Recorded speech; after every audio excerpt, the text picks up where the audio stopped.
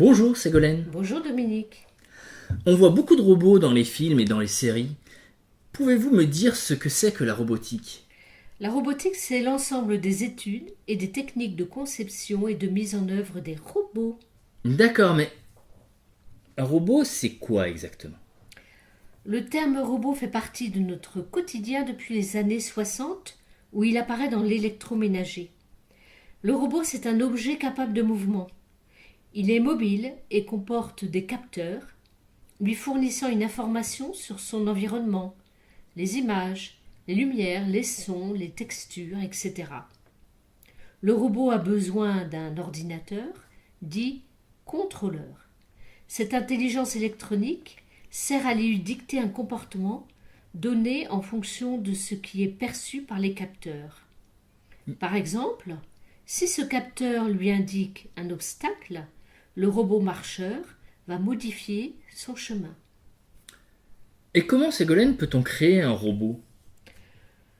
Le concepteur d'un robot doit savoir maîtriser des aspects liés à la mécanique. Il doit aussi pouvoir doter l'appareil de capteurs efficaces et programmer l'ensemble afin d'engendrer des mouvements en fonction des perceptions extérieures. Et comment fait-on ensuite pour utiliser cette programmation? Est-ce qu'il y a des méthodes pour ça? Oui, et puis il est important de différencier deux types de programmation. La programmation d'action. Les actions sont déclenchées par des événements. Ainsi, par exemple, le même exemple que tout à l'heure, si un robot rencontre un obstacle, alors il lui est demandé de tourner. Et puis vous avez la programmation de mouvement.